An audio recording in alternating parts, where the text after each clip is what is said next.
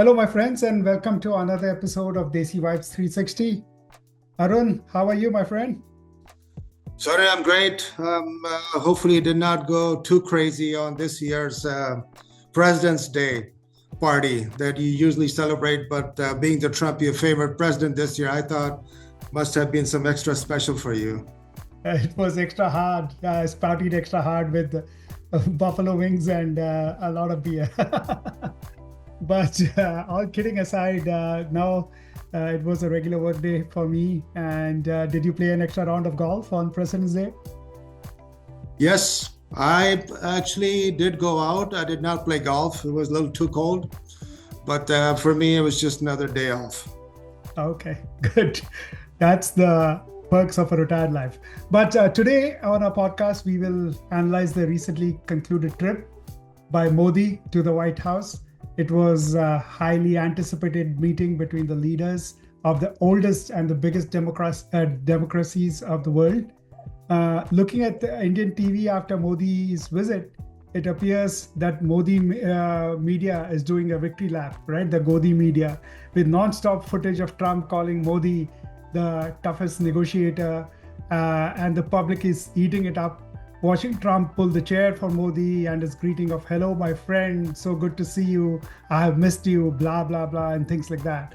But once you start peeling the onion, it looks like Trump got what he wanted to, basically got the best of Modi, right? At least from our standpoint here in the US, in terms of reciprocal tariffs, the signing India for a long-time commitment to buy oil and gas from India.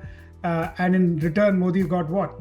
The Mumbai attack planner, Rana, which is really a big deal, and a promise to get the F-35 fighter jet. We'll talk about that in a bit. He's also dangled a carrot of 500 billion trade with India by 2030. So Arun, how do you see this played out? Yes, Soren, like you said, this was a meeting of Trump 2.0 versus Modi 3.0. And this round clearly went to Trump. All the key elements of the deal that went Trump's way.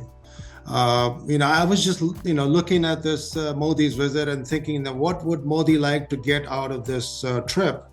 And basically, they were just trying to avoid more punishment from Trump. That's how I looked at it. And Trump did end up getting, the big one I thought is the de-dollarization effort that BRICS were trying to come up with their own currency and try to trade. Trump shut that down with Modi literally standing, 8 feet apart from him about there's just no way these countries will try to attempt that. He even threatened them that, if they did try to do that, he's going to hit them up with a 100% tariff. So the BRICS things was shut down. He cannot buy oil from Russians as they used to be. So it was a win-win for India in terms and US that they can start selling more oil and gas to India. So India benefits from that. They're trying to get more defense systems in terms of the fighter jets, F-35. That's the big prize that India would like to have. But, from India's side, it's not that easy because, then they have MiGs from Russia. They got Rafale from France. India has its own Tejasva, and now they're trying to get F-35. So it's going to be a kludge, try to work 4 different systems for one country. So I think it's, in order to get F-35, Trump may say you got to get some F-16, 18s, and 22s. So there might be more sales attached to it. So all in all, it was a round that clearly went into, Trump's way, not Modi's way. So, I'll circle back to this. How does that help India in moving away from Russia? We've had over 75 years of cooperation with Russia. And regardless of what you think of Putin and the communists over there, they've always had India's back, right? There have been times when the US has deserted India at the UN, taken sides against Pakistan, but the Russians have always backed us. And now this is going to be a new bond, right, with Trump, which seems to be very transactional. Trump will be gone in four years, Not only that, but there is reciprocal tariffs that is added on all the exports to the US, and allowing US products to come into India at cheaper rates. So doesn't this go against Modi's Make in India, the big plan, and be self-sufficient? What do you think? Yeah, basically, Soren, Modi wants to have his cake and eat it too. That's how it comes across, because it was very clear that, whatever Modi wants to do with, Make in India, Trump's doing the same thing, and he wants to get everything, to be manufactured in the US, bring the jobs back. So it just contradicts, the philosophy gets contradicted.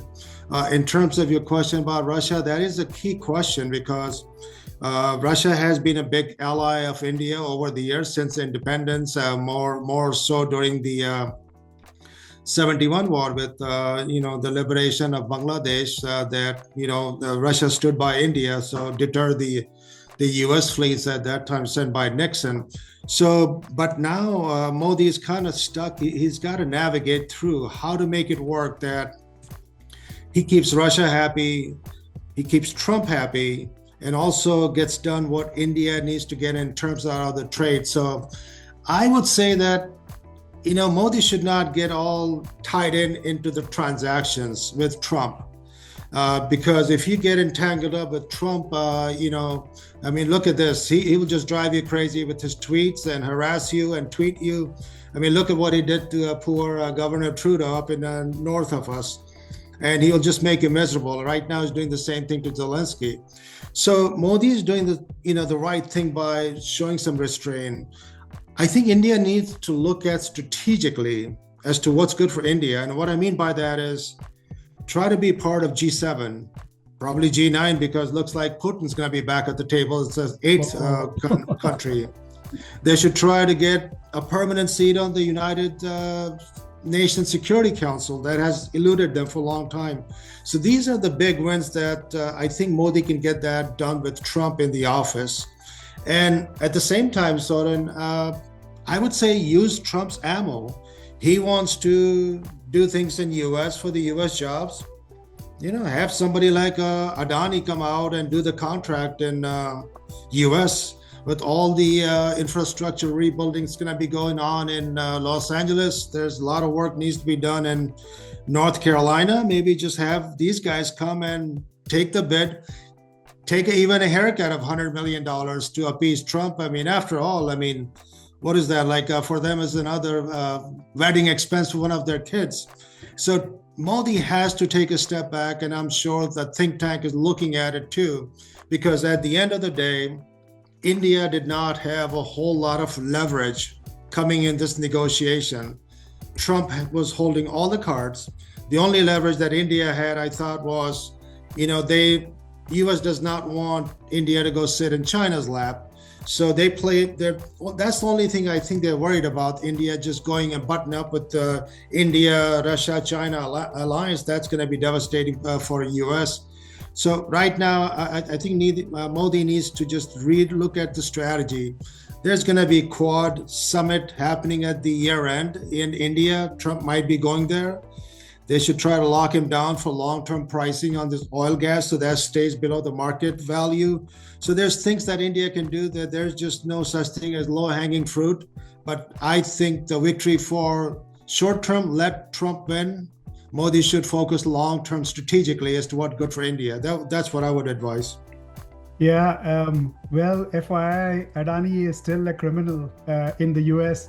And when Modi was asked about it, he got ticked off. He seemed peeved because Modi is not used to being asked questions he's never had a press conference, right? If I remember correctly, in his 10 years in his administration. So all the interviews he gives are scripted. So when they asked about Adani, if he'll ask for a reprieve from the president, he says, we don't talk about personal, individuals at leader level.